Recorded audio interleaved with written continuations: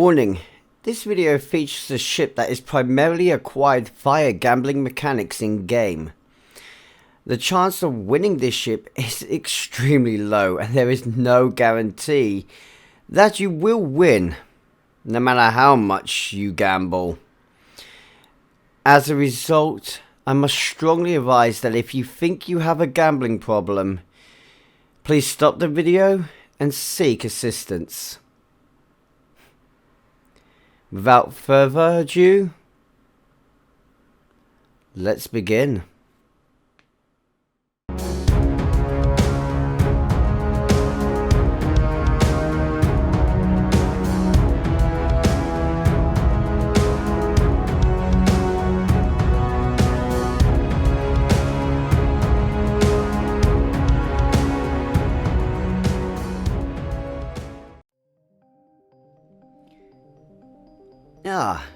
I see you survived the journey. Sorry to leave those out there, but you have to understand, we can't have just anyone learning of these secrets. See, now this is an intelligence review of an entirely different kind. So please, honoured guests that have survived the journey here, allow me to welcome you to the Section 31 Delta Force Fleet Spire. Welcome aboard the Shadow Gazer for this Star Trek Online Intelligence Review, where we must ask the question at the same time: do you go for this new lockbox ship, or will you be going for the adjacently released Lost in the Delta Quadrant bundle, so that you can have the incredibly powerful and absolutely chart-topping Vaadwaur Miracle Worker Juggernaut on a count-wide unlock? Oh, I can certainly see one being better than the other.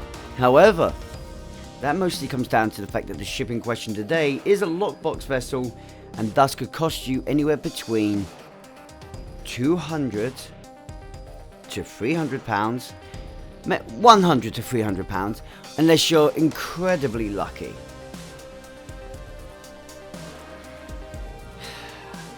So, without further ado, I'm Ri'shad, and allow me to introduce you to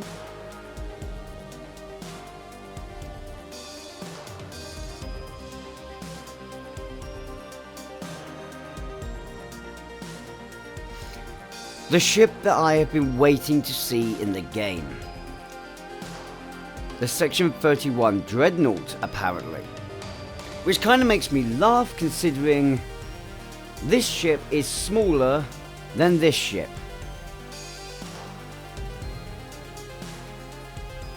Well, I guess that's Section 31 for you. I don't know, I've been part of them for ages. So, coming the 17th of March, prior to my birthday, wow. We will be getting this ship as part of Kamikai. I got my information slightly wrong. As part of the research and development packs, this is a promo ship.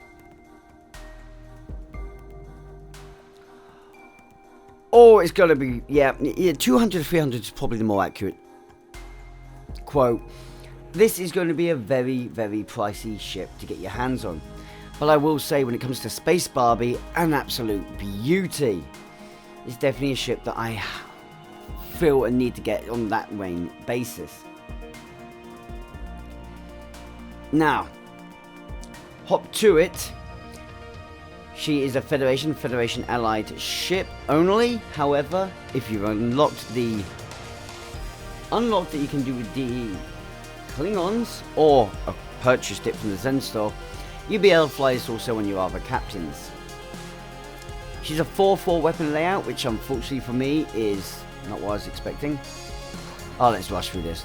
Hull modifier 1.55, shield modifier 1.25, 4 forward weapons, 4 aft weapons, 4 device slots, 4 tactical consoles, 4 engineering consoles, 3 science consoles, a turn rate of 6.5, that's not good.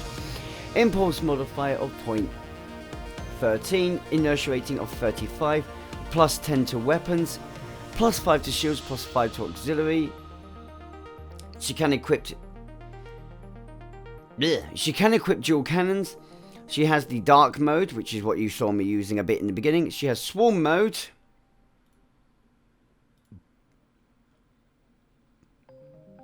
Pretty good for damage output as well as defense. She has one hangar equipped to her, which is going to be very useful on her. Warp signature masking, active sensor arrays. She's an intelligence vessel. Cruiser command arrays for attract fire and weapon system efficiency, good for tanking and good for DPS. And of course has the Dreadnought cruiser ability package, giving her a boost in regeneration, damage resistance, crit chance, maximum hull, and a starship is going to be the interference drones. Sorry, her starship trait is going to be the interference drones. Overall, what does this mean for the vessel? Well, I didn't really finish off here, did I? She has Lieutenant Commander Tactical. Okay, that's good. Ensign Engineering. That's not good. A Commander Engineering with Intel Specialization. Lieutenant Commander Science with Commander Specialization. That's going to be very good. And a Lieutenant Universal. I can see that being used for engineering.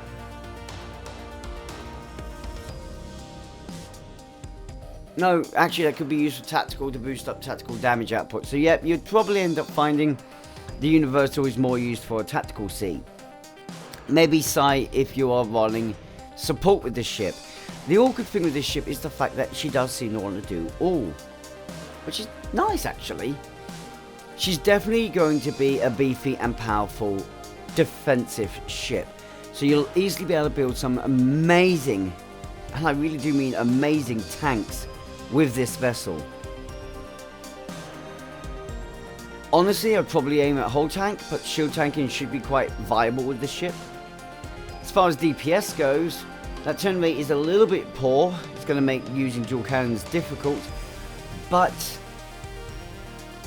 let's go back to the Vaudois, which I talked about in the other video. As you will see, this ship is quite a poor turn rate, and she still monsters with incredible firepower.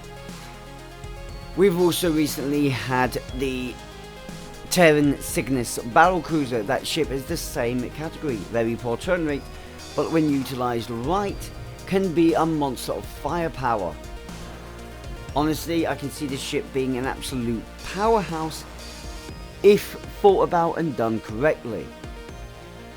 The result being that I just can't argue it. I honestly believe we're going to find this ship to be a great DPS and a great tank, which again puts it in competition with the new Muds Market bundle, but that's purely because that's exactly what the Vaudois Juggernaut is, which will be on account-wide unlock.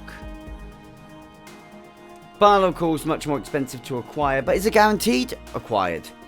Rather than much more expensive to acquire and not guaranteed, and also is not account unlock. As you can tell, I'm being a bit harsh to the Section 31 intel, but I feel that is a necessity. Now, okay, on to the next subject. The console. Invasive control mechanism. Leave it to Section 31 to create a torpedo designed to not explode. Yeah, of course. Would be Section 31, wouldn't it? These projectiles burrow into an enemy hull. The primary purpose of injecting a stream of nanoscaled drones into the subsystems and wiring of the enemy vessel, causing chaos and confusion and the attempt to undermine the enemy's ships on the battlefield.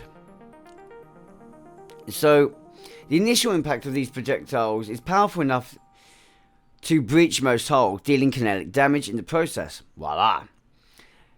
Then the nanobots that interfere will deal electrical damage, so a bit of exotic damage to come with it. This results in launching up to 8 projectiles over the course of 4 seconds, each seeking out different foes within the forward arc, maximum of 1 per foe.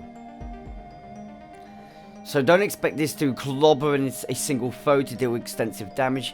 This is better when you have a cluster of foes.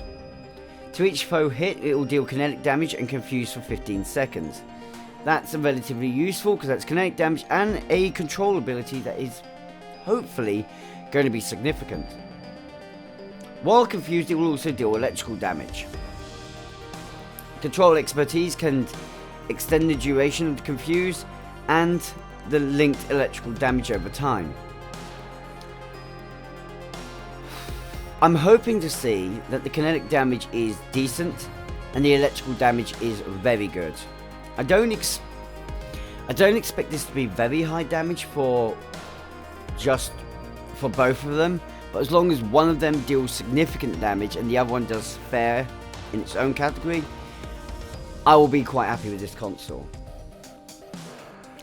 Starship trait, the interference drones. While you have temporary hit points from any source, all of your summoned pets, hangers, consoles, devices as such, will increase the damage they deal. Now, this is going to sound stupid, but I genuinely think this is going to be a really good trait. There are a lot of ways to acquire temporary hit points. In fact, I always have something equipped to my ship that will give me temporary hit points in some manner.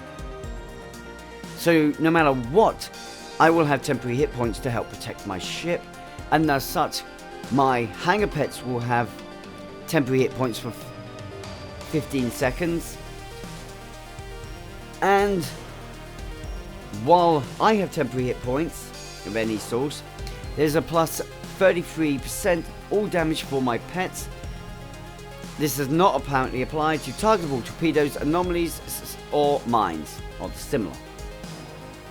Fine, I don't care. I just like the fact it makes the pets stronger. It's about time we saw a trait that really... Well, we have traits that really benefit pets, but it's about time we've seen some more. Because it seemed like we get this trait once in a blue moon, and then we hear nothing to help pets out for ages. Honestly, I think I'm going to like this trait. Lord have mercy, I'm going to unlock it quick enough. Dark mode. It's a combat variant, similar to going into cloak. This special variant of the standard dark mode can be activated while in combat. So this is basically your battle cloak. It has all the same abilities as cloaking. I will show you a little bit from my other ship in a second. And the innate swarm mode I'll show you in a second. Also, for those that are wondering, the Infinity pack has been updated, so you do have some more ships added to it now. But that's neither here nor there. Let me close that out. So the things to note here that you will want to know for this new ship that I have with our lovely Foreigner Cell here. Deploying the swarm mode, deploys a swarm that will deal 34.9 phaser damage to various nearby foes fairly rapidly, and deals 4,344 kinetic damage to large nearby foes. It has an effect of reducing your maximum hit points by 15%, but increasing your flight speed by 15% and your flight turn rate by 15%. Overall, this is very useful for those that are combatively orientated or DPSers. It does mean enemies can't get too close to you without sustaining additional damage, and it is possible to boost the level of damage being dealt by this console. As a result, you can deal very high kinetic damage and very good phaser damage. While deactivating that cloak, deactivating that swarm for a second, so I can show you the cloak. The cloak is very nice. After 3 seconds, the time it takes to go through the activation, you have a plus 4,984.4 stealth bonus. Your current shield power will be set to 0. You gain a plus 50 to your defense rating. And after exiting dark mode, you'll gain a plus 15% bonus damage for 5 seconds. There are ways to boost this further. This can be augmented by anything that augments Cloak. It is essentially just a Discovery Section 31 version of Cloak. Which is hilarious considering you could easily throw your own cloak onto the ship.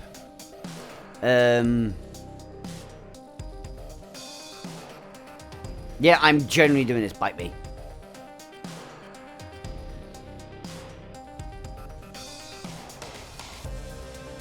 There you go, it's a cloak on a cloak.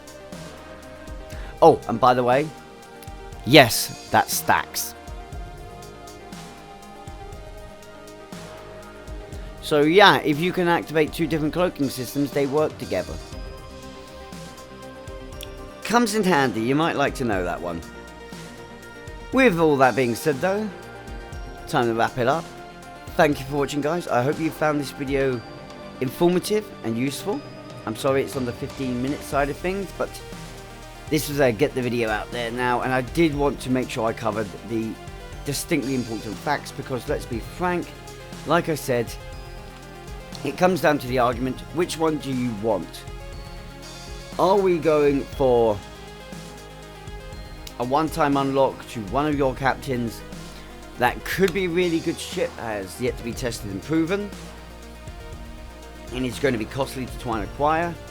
Or do you want to go for the other promo ship, the Vaudois Juggernaut, which has been tested and proven, and we do know is an absolute powerhouse with direct energy damage? Will come down to your preference and choice, what you desire, what you want. Yes, some of these ships in question are gamble ships, so please keep that in mind.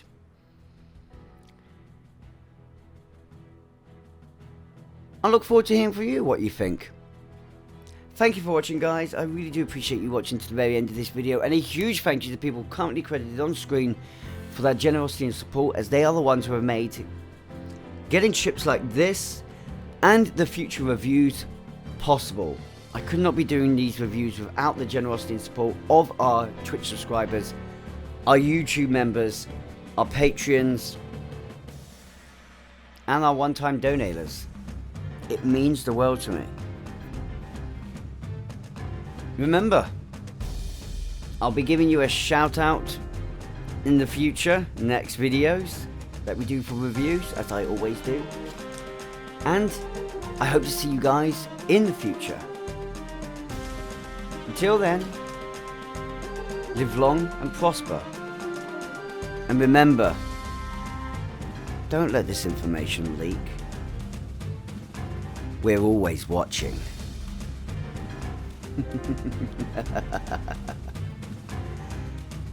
Control, silence them.